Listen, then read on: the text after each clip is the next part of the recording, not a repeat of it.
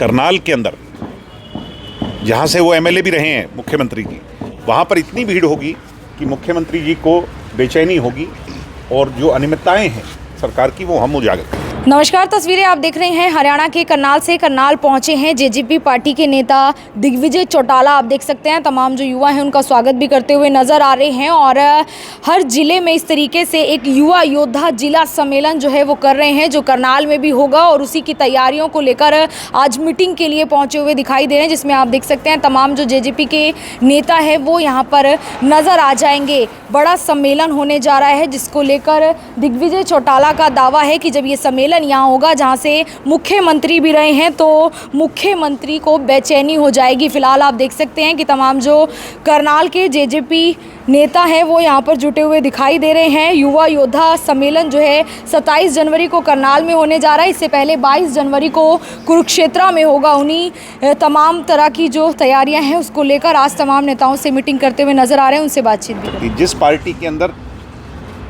एकता नहीं है वो कभी कामयाब नहीं हो सकती, इसलिए ये तो सीखना चाहिए और इतिहास से सीखना चाहिए। विगत दिनों डॉक्टर अजय चौटाला ने जैन जी को लेकर जो बयान दिया था, किसको लेके, जो नई जनरेशन को लेकर कि जैसे बांग्लादेश में हुआ, तो आप कितना इत्तेफाक रखते हैं इस बात से कि लोकतांत्रिक मूल्यों में ये बात सरोकार रखती है? हाँ, तो लोकतांत्रिक तरीके से अगर सड़कों पर आकर विरोध करना पड़े, संघर्ष करना पड़े, लड़ाई लड़नी पड़े, तो ये तो हमारे देश का इतिहास है और हमारा कानून जो है, जो संविधान है वो इसकी इजाज़त देता है। बाबा साहब अम्बेडकर का संविधान इस बात की इजाज़त देता है कि सड़कों पर आकर जनमानस की लड़ाई जो है, और कौन करेगा, पॉलिटिकल लीडरशिप को ही तो आगे कहना पड़ेगा ही। मनरेगा का नाम बदल दिया गया, जी राम जी कर दिया गया है, जगह जगह विरोध भी हो रहा है। ऐसा है कि एक तरफ तो हम बात करते हैं कि हम धर्म संप्रदाय से ऊपर उठ करके, इस देश का कॉन्स्टिट्यूशन भी ये कहता है कि इसमें इन चीज़ों की कोई जगह नहीं, और दूसरी तरफ आप इनको धार्मिक एंगल देना चाहते हैं। तो बीजेपी की जो सोच है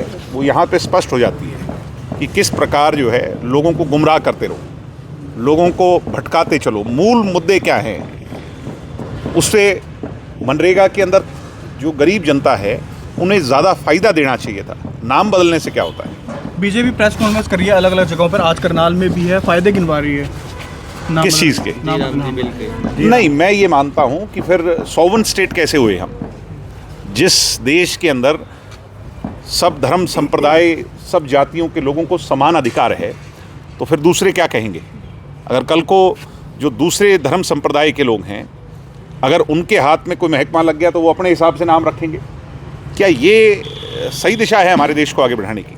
तो पढ़े लिखे जो समझदार लोग हैं, मैं तो नहीं मानता कि वो इस बात को अच्छा मानेंगे, और अब तो इनका राज है, कर सकते हैं, मगर भविष्य में जो है इन चीज़ों में फिर तब्दीली होगी। सौवन जो है, मैं ये मानता हूँ कि सबको समान लेकर के चलना, एक माला में मोती पिरोने होते हैं, तब जाकर के देश बनता है।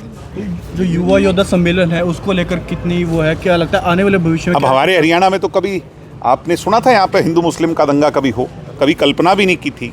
तो बीजेपी के कारण ही तो है कि आज मेवात के अंदर आग लगी हुई है, आज अन्य जगहों पर हिंदू मुसलमान हो रहा है। ये इसलिए तो हो रहा है, अगर हम सब लोगों को जोड़ करके रखें। चौधरी देवीलाल जी की सोच थी जोड़ने की, बीजेपी की सोच है तोड़ने की। नई जिलाध्यक्षों की सूची जारी कर रहे हैं सर, संगठन को मजबूती। संगठन हमारा तकरीबन कंप्लीट हो गया।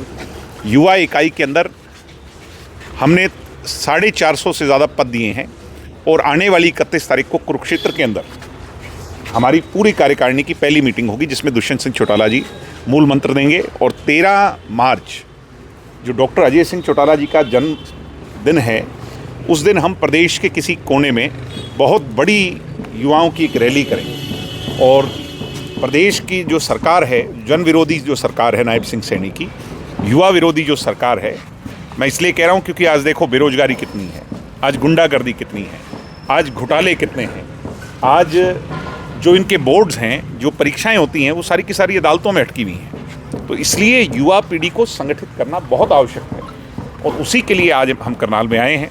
और उम्मीद है कि 27 को जो होने वाला कार्यक्रम है करनाल के अंदर, जहाँ से वो एमएलए भी रहे हैं मुख्यमंत्री की, वहाँ पर इतनी भीड़ होगी कि मुख्यमंत्री जी को बेचैनी होगी, और जो अनियमितताएं हैं सरकार की वो हम उजागर करें। हैशटैग के विषय में भी आपने लोगों ने, मैं तो डे 1 से कह रहा हूँ, और उसके बाद भी ऐसे लोगों को फिर अवसर दे दिया जाता है आज वो अगली परीक्षा की ओर की बात कर रहे हैं, यानी वो दोनों हाथों से लूटने में लगे हुए हैं। ये कहते थे ना खर्ची होगी ना पर्ची होगी, और मैं ही मानता हूँ बीजेपी में जितनी खर्ची और पर्ची आज चल रही है, आप देख लीजिए कि अपने चहेतों को कैसे HKRN पोर्टल्स में ये लोग एडजस्ट करते हैं, तो आम साधारण व्यक्ति का तो कुछ बचा ही नहीं। एचटेट पेपर के अंदर मुझे कोई संकोच नहीं इस बात को कहने के लिए कि कम से कम 3-3, 4-4, 5-5 लाख रुपए लेकर के बच्चों को पास किया जा रहा है, और ये खेल धड़ल्ले से कोचिंग सेंटर्स के लोग जो हैं वो हरियाणा शिक्षा बोर्ड के लोगों के साथ हाथ मिला करके कर रहे हैं। हरियाणा में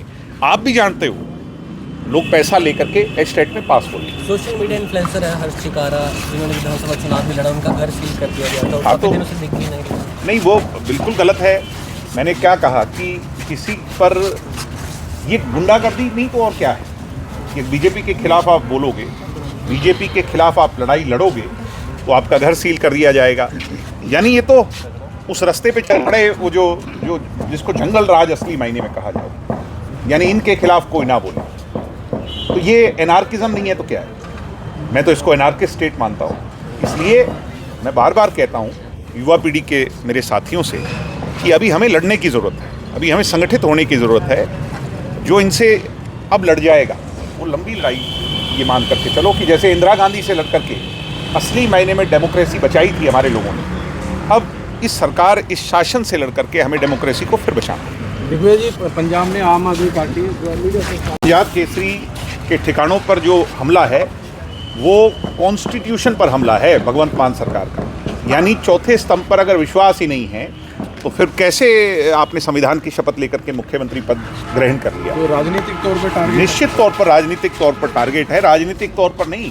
वो ये एक अहंकारी घमंडी सरकार का कहीं ना कहीं मुखौटा सामने रहा है, और अहंकार जो है फिर वो जो सही समय आता है फिर उस पर अहंकार टूटता है। तो मैं ऐसे लोगों को ये कहूँगा कि जब सत्ता में आप बैठ जाते हैं तो फिर अहंकारी नहीं होना, फिर आपको पोलाइट होना है। सिक्योरिटी मिल गई है दोबारा? हाँ, सिक्योरिटी मेरे को अब इन लोगों ने नए डीजीपी साहब ने दोबारा दी है। अब देखते हैं कि क्या सोच करके दी। पहले मैंने तो कभी सिक्योरिटी से मांगी नहीं थी, फिर ये कह दिया कि हटा ली, क्योंकि दिग्विजय तो कोई हैसियत नहीं रखता। अब मुझे नहीं पता फिर क्यों दे दी, अब तो लौटा दी सिक्योरिटी। इनेलो भी युवा प्रदर्शन, युवा सम्मेलन वगैरह कर रही है। इनेलो का दरअसल आज सच्चाई ये है कि वो टायर्ड और रिटायर्ड लोगों की पार्टी है। आप इनेलो के किसी भी मंच पर चले जाओ, वहाँ पर युवाओं को कोई जगह नहीं मिलती। यानी जो 60+ के लोग हैं जो अपनी आखिरी पारी खेल रहे हैं। जैसे मैंने पीछे भी कहा था कि एक वाकया था जब सौरव गांगुली रिटायरमेंट लेने लगे, यानी बोर्ड ने कह दिया कि अब रिटायर हो जाइए, तो उन्होंने कहा कि एक मौका और दे दो, एक मैच खिला दो, आखिरी मैच, विदाई मैच। तो इनेलो के लोग विदाई मैच खेलने वाले लोग हैं, यानी इनको पता है कि आगे कोई भविष्य नहीं। हनी सिंह आपके दोस्त भी हैं, आप सामाजिक आदमी भी हैं, बयान आपने सुना होगा जी। नहीं, उस पर उन्होंने माफ़ी मांग ली है, लेकिन फिर भी इतने बड़े सोशल प्लेटफॉर्म्स पर आकर के उन्होंने इस बात के लिए खंडन भी किया और खूब खुले दिल से माफ़ी मांगी। बी प्राक को भी आज धमकी आई है, व्यापारियों को भी धमकी आई। हालात ही ऐसे हैं देश प्रदेश के, इसमें मतलब सोचने की बात है कि हर व्यक्ति को टारगेट किया जा रहा है, खुलेआम गोलियां चल रही हैं। कहीं मेरे हिसाब से कोई दिन ऐसा नहीं जाता, शायद करनाल में भी, जब मर्डर, डकैती, लूटपाट जैसी घटनाएं नहीं हैं। कांग्रेस की राजनीति को कैसे देखते हैं? तो प्रदेश अध्यक्ष बन गए, जिला अध्यक्ष बन गए, सम्मेलन हो रहे हैं, प्रदर्शन हो रहे हैं। देखो, कांग्रेस के अंदर जो सिर्फ डबल जब तक ख़त्म नहीं होगा, कांग्रेस में सारी जो मिसाइल्स हैं वो मिसगाइडेड हैं। कोई एक दिशा है ही नहीं कांग्रेस की, कोई कहीं चल रहा है, कोई कहीं चल रहा है। कांग्रेस संगठित नहीं होगी तो फिर ये जो 37 विधायक हरियाणा प्रदेश की जनता ने दिए हैं, यानी विपक्ष तब तक कामयाब नहीं होगा जब तक जो मेजर पार्टी विपक्ष की वो संगठित नहीं होगी, उसके अंदर लोगों की भाषा और सुर एक नहीं होगी। क्या कभी आपस में ये विचार हुआ कि किसान आंदोलन के दौरान हम अगर गठबंधन तोड़ देते या अपना समर्थन वापस ले लेते तो आज ये स्थिति ना होती? नहीं, जो अब है। अगर हमारे उस फैसले से किसान बिल वापस हो जाता तो ज़रूर हम ये फैसला लेते। फिलहाल करनाल के जाट भवन में जो एक मीटिंग है वो लेते हुए नजर आए हैं। करनाल पहुंचे दिग्विजय चौटाला और बड़ा सम्मेलन करनाल में होने जा रहा है। उनका यहां तक कहना है कि सीएम यहां से रहें और जब यहां पर सम्मेलन होगा तो वो देखने वाली बात होगी। तस्वीरें हरियाणा के करनाल से हैं। जेजेपी पार्टी लगातार अपना संगठन विस्तार भी करती हुई दिखाई दे रही है। मैं आरती सोग्या मनगोड़ के साथ जनता ब्रेकिंग न्यूज़। धन्यवाद।